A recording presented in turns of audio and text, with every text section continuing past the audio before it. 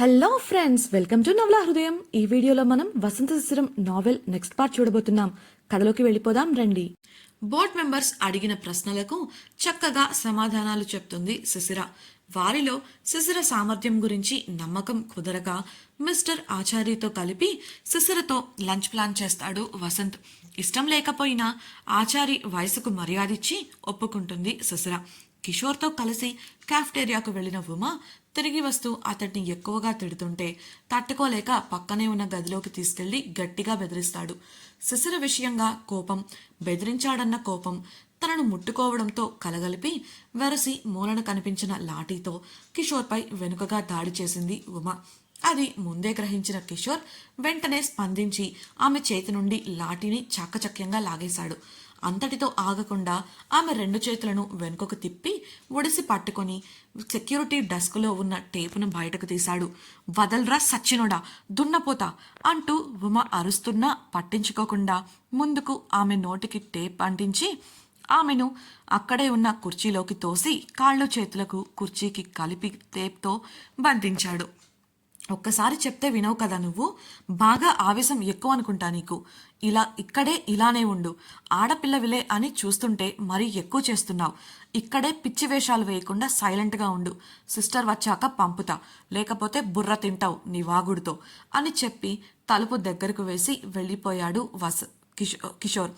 టేప్తో బిగుతుగా బంధించడంతో ఇటు కదలలేక అటు మాట్లాడలేక ఉమ గింజుకుంటూ ఉండిపోయింది.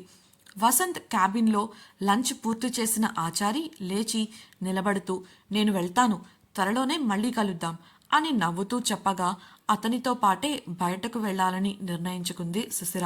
అనుకున్నదే తడవు తన బ్యాగ్ అందుకొని బయలుదేరడానికి సిద్ధపడుతుంటే శిశిర ఆలోచనను పసిగట్టాడు వసంత్. కావాలనే ఆచార్య ముందు మిస్ శిశిర, మీతో ప్రాజెక్టు గురించి కొన్ని విషయాలు చర్చించాలి, మీరు కొంతసేపు ఇక్కడే ఉండండి అని చెప్పడంతో బిక్కముఖం వేసింది శిశిర. ఆచారి అక్కడి నుండి వెళ్ళిపోగానే అతడు వెళ్ళిపోయాడని అర్థమై ఇక తన బ్యాగ్ అందుకొని బయటకు కదిలింది. వాసుని చూడాలని కానీ మాట్లాడాలని కానీ ఆమెకు అస్సలు లేదు. ఆమె అలా వెళ్తుంటే వెనుకగా వెళ్ళి ఆమెను గోడకు లాక్ చేశాడు వసంత్. అతడు ఆమెను కొంటెగా చూస్తుంటే శిశిర అతన్ని కోపం, మొండితనం కలగలిపిన భావంతో చూసింది. మరుక్షణమే చూపు పక్కకు తిప్పేసింది. వసంత్ ఆమెను ఇష్టంగా చూస్తూ ముద్దొస్తున్నావే, ఎంత మిస్ అయ్యానో తెలుసా అంటూ ముద్దు పెట్టబోతే బలవంతాన పక్కకు నెట్టేసింది. హే, నీకోసం త్వరగా ట్రిప్ పూర్తి చేసుకుని వస్తే ఇలానా నన్ను దూరం తోసేది అని నవ్వుతూ శిశిర దగ్గరకు అడుగులు వేశాడు వసంత్. కోపాన్ని నియంత్రించుకుంటూ అతడికి దూరంగా జరిగి నిలబడింది శిశిర. ఆమెను చూసి నవ్వుతూ విజిల్ వేయడం స్టార్ట్ చేశాడు వసంత్. ఆ విజిల్ వర్షం సినిమాలోని కోపమా నాపైన పాట ట్యూన్లో ఉండగా ఒక క్షణం ఆశ్చర్యపోయింది శిశిర. ఇతనికి ఇలాంటి టాలెంట్ కూడా ఉందా అని మనసులో అనుకొని అంతలోనే ఇలా చేసే కదా నన్ను మోసం చేస్తూ నేను తనను ఇష్టపడేలా చేసుకున్నాడు. కోపంగా వసంత్ వైపు ఒక చూపు విసిరింది శిశిర. తనకు అబద్ధం చెప్పి మోసం చేశాడన్న బాధ ఆమె కోపం నిండిన కళ్ళల్లో సన్నటి కన్నీటి పొరగా తేలింది. వసంత్ స్టైల్గా జేబుల్లో చేతులు పెట్టుకొని ఆమె దగ్గరకు వెళ్తుంటే ఆమె అతనికి అందకుండా గోడ పక్కనే నిలబడి పక్కకు జరుగుతుంది. ఇలా జరిగే సమయంలో కనీసం అతని వంక కూడా చూడలేదు. చివరిగా గది మూలకు వెళ్లడంతో అక్కడి నుండి వెళ్లాలని చూసిన శిశిరకు అడ్డుగా వెళ్లి నిలబడి రెండు వైపులా చేతులను గోడలపై ఉంచి ఆమెను కదలనివ్వకుండా లాక్ చేశాడు వసంత్. ఆమె ముఖంలోకి సూటిగా చూస్తూ సర్ప్రైజ్ ఎలా ఉంది శ్రీమతి గారు, నచ్చిందా అని నవ్వుతూ అడిగిన వసంత్ ప్రశ్నకు మనసులోనే రగిలిపోయింది శిశిర. డియర్ ఫ్రెండ్స్, నాదొక చిన్న రిక్వెస్ట్. మీరు చేసే చిన్న లైక్ మరియు కమెంట్ నాకు కొండంత ప్రోత్సాహాన్ని ఇచ్చి మరిన్ని ఇంట్రెస్టింగ్ నావెల్స్ని అందించేలా సపోర్ట్ ఇస్తుంది. అలాగే ఛానల్ను సబ్స్క్రైబ్ చేయడం మరవకండి ప్లీజ్. సర్ప్రైజ్ అంట సర్ప్రైజ్, ఆ పేరుతో షాక్ ఇచ్చింది కాక ఎలా అడుగుతున్నాడో చూడు అనుకుంటూ పక్కకే చూస్తూ ఉంది. కానీ అతన్ని మాత్రం చూడలేదు. అన్నీ అబద్ధాలే, పేరు గుర్తింపు విషయంలోనే అబద్ధం ఆడాడు అంటే మిగతా ఇంకెన్ని విషయాల్లో ఇలాంటి అబద్ధాలు చెప్పుంటాడో అనుకోగానే బాధ ఉప్పొంగింది. అసలు ఈయనకు నేనే దొరికానా ఇలా చేయడానికి అని మనసులోనే ఏడ్చేసింది. కానీ బయటకు మాత్రం కోపాన్ని మాత్రమే చూపిస్తోంది. చెప్పు బేబీ అని మత్తుగా టీజింగ్గా అడిగిన వసంత్ మాటతో కోపం బాగా ఎక్కువై ఆవేశం పట్టలేక యూ చీట్ అని అరుస్తూ అతన్ని ఛాతీపై గట్టిగా కొట్టడం మొదలుపెట్టింది. అతని కాలర్ పట్టుకొని కన్నీరు నిండిన కళ్ళతో కోపంగా చూస్తూ నీకు మోసం చేయడానికి నేనే దొరికానా అని ప్రశ్నించి ఇంకో 2 దెబ్బలు వేసి మనసులో ఉన్న బాధ కారణంగా చేతుల్లో పట్టుసడలి వణుకు పుడుతుంటే శక్తినంతా కూడా తీసుకొని అతన్ని బలంగా తోసి అక్కడి నుండి పరుగులాంటి నడకతో బయటకు వెళ్ళిపోయింది. ఇంత జరుగుతుంటే వసంత్ మాత్రం ఆమెను నవ్వుతూ చూస్తున్నాడు.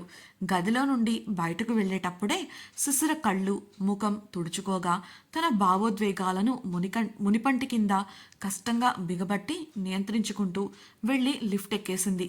అక్కడ ఉండే ఉద్యోగులంతా తమ బాస్ పనిలో ఉండటంతో ఎవరి పనుల్లో వారు ఉండగా శిశిర బాధపడుతూ వెళ్లిన దృశ్యం కేవలం కిషోర్ కంట మాత్రమే పడింది. ఆమెను అలా చూసి చిన్నగా నిట్టూర్చి తన పనిలో పడిపోయాడు కిషోర్. అలాగే కిందికి వెళ్లిన శిశిరకు ఉమ ఎక్కడా కనిపించక ఆమె కోసం చూసింది. ఫోన్ తీసి ఉమకు కాల్ కలపగా రింగ్ అవుతుంది కానీ ఎత్తలేదు. దాంతో ఆ చుట్టుపక్కల ఆమె కోసం వెతకసాగింది. అప్పటికే కిషోర్ చెప్పడంతో శిశిర క్రిందికి రావడం గమనించిన సెక్యూరిటీ నేరుగా ఉమ ఉన్న గదికి వెళ్ళాడు. వినయంగా ఉమ కట్లు విప్పుతూ మీకోసం శిశిర మేడం వెతుకుతున్నారు మేడం, త్వరగా వెళ్ళండి అని చెప్పగా చేతి కట్లు అతడు విప్పడమే ఆలస్యం. నోటి ప్లాస్టర్ తీసి గాలి గాఢంగా పీల్చి వదిలి మీ సంగతి అంటూ శిశిర గుర్తొచ్చి ఇప్పుడు కాదు మళ్ళీ వస్తా, అప్పుడు చెప్తా ఆ కిషోర్ సంగతి నీ సంగతి వేలు చూపి బెదిరిస్తూ హడావిడిగా తన బ్యాగ్ అందుకొని శిశిర దగ్గరకు పరుగులు పెట్టింది ఉమ. ఉమ కోసం శిశిర కంగారు పడుతూ ఉండగా కిషోర్ అన్నయ్యతోనే కదా ఉమ వెళ్ళింది అనుకుంటూ కాల్ చేయాలా వద్దా అని ఆలోచనలో పడింది శిశిర. ఇంతలో వెనుక నుండి శిశిర ఇక్కడా అన్న ఉమ పిలుపుకు ఊరట చెంది వెనక్కు చూసింది శిశిర.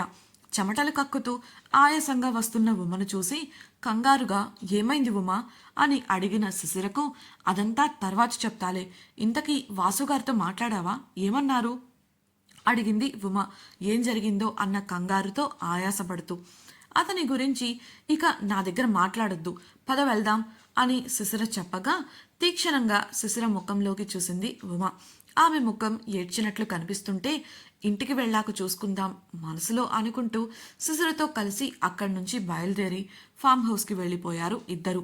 తలుపు తీసి లోపలికి వెళ్ళడమే నాకు తలనొప్పిగా ఉంది ఉమా, నేను విశ్రాంతి తీసుకుంటాను అని చెప్పి నేరుగా తన గదికి వెళ్ళి పడుకొని దుప్పటి కప్పుకొని కళ్ళు మూసుకుంది శిశిర. వెచ్చటి కన్నీరు మూసి ఉన్న ఆమె కన్నుల నుంచి జారి ఆమె చెంపలను తడిపేసింది.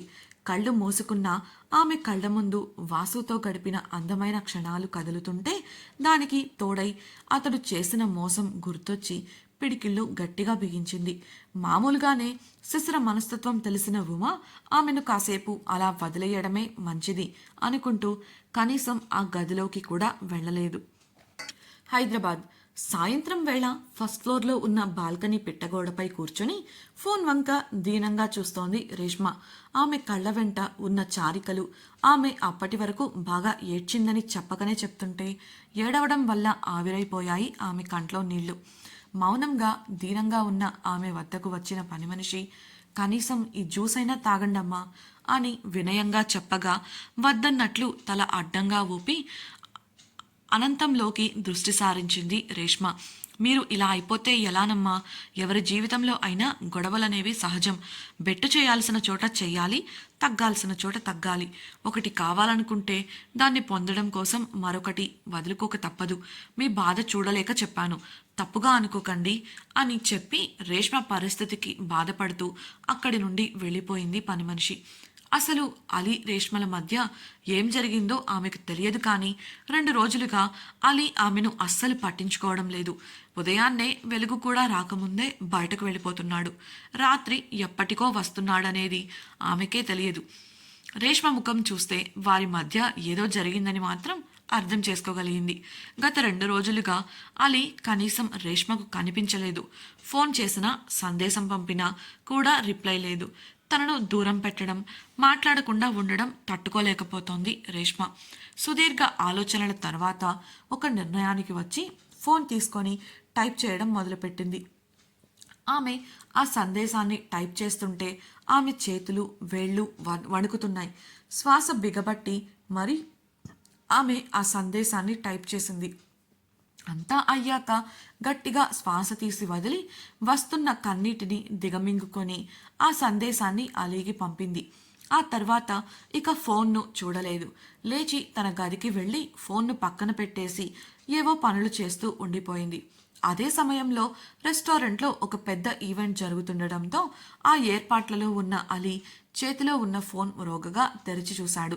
నోటిఫికేషన్ బార్లో ఉన్న రేష్మ పేరు చూసిన అతడు ఫోన్ను వైబ్రేషన్లో పెట్టి ఆమె మెసేజ్ను తెరవకుండానే పక్కకు నెట్టేశాడు.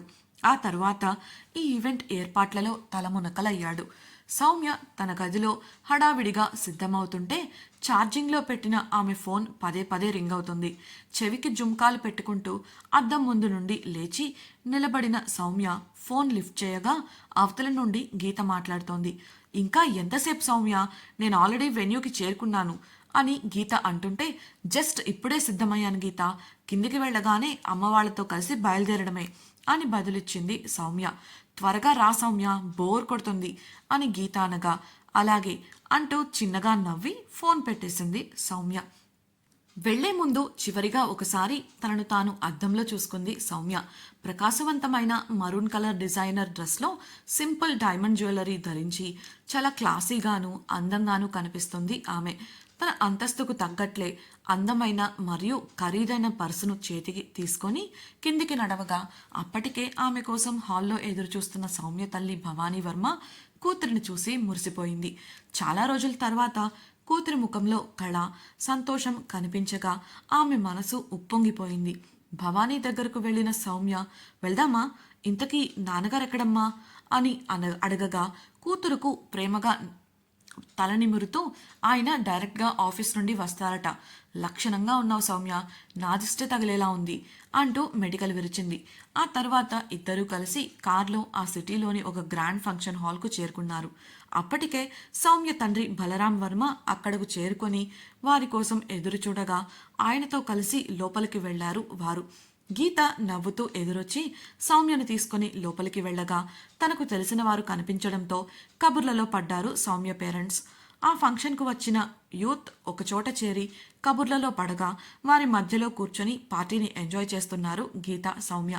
అందరి మధ్య కూర్చొని ఉన్న సౌమ్యకు ఎవరో తనను చూస్తున్నట్లు అనిపించి సహజంగా చూస్తున్నట్లుగా చుట్టూ చూడగా అక్కడికి కాస్త దూరంలో చేతిలో వైన్ గ్లాస్ పట్టుకొని అందంగా హుందాగా నిలబడి తననే చూస్తూ కనిపించాడు అనిరుద్. అతడి చూపులకు సౌమ్య కాస్త ఇబ్బందిగా కదిలి తల పక్కకు తిప్పేసింది. న్యూయార్క్ ట్రిప్ వల్ల ఆఫీస్లో చాలా పనులు పెండింగ్లో పడగా తప్పక కూర్చొని వాటి సంగతి చూస్తున్నాడు వసంత్. శిశిర దగ్గరకు వెళ్ళాలని మనసు ఆరాట పెడుతున్నా తప్పక కూర్చొని పని చేస్తున్నాడు. అప్పుడే అక్కడికి వచ్చిన కిషోర్ కొన్ని ఫైల్స్ బల్లపై పెట్టి, ఇది అతిగా అనిపించట్లేదారా నీకు? సిస్టర్ ఏడుస్తూ వెళ్ళింది, తనను ఇంతలా ఏడిపించడం అవసరమా అని నిష్ఠూరంగా అనడంతో వసంత్ అతన్ని ఒక్కచూపు చూసి పనిలో పడిపోతూ, ఈరోజు ఇలా చెయ్యకపోతే జీవితాంతం ఏడుస్తూనే ఉంటుంది. అయినా నా గురించి తెలియని వాళ్ళెవరు? నా గురించి వదిలేసాయి.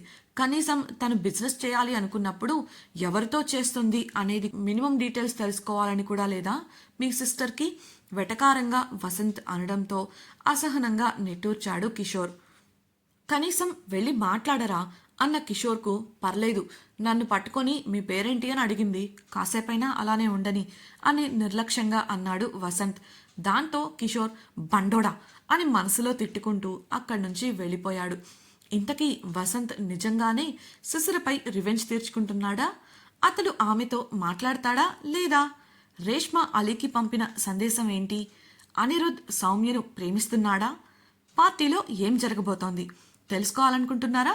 అయితే ఛానల్ సబ్స్క్రైబ్ చేసి వసంత శిశిరం రాబోయే ఎపిసోడ్స్ని తప్పకుండా వినేయండి. మీకు ఈ వీడియో నచ్చినట్లయితే లైక్ చేసి మీ అభిప్రాయాలను కమెంట్ సెక్షన్లో తెలియజేయండి.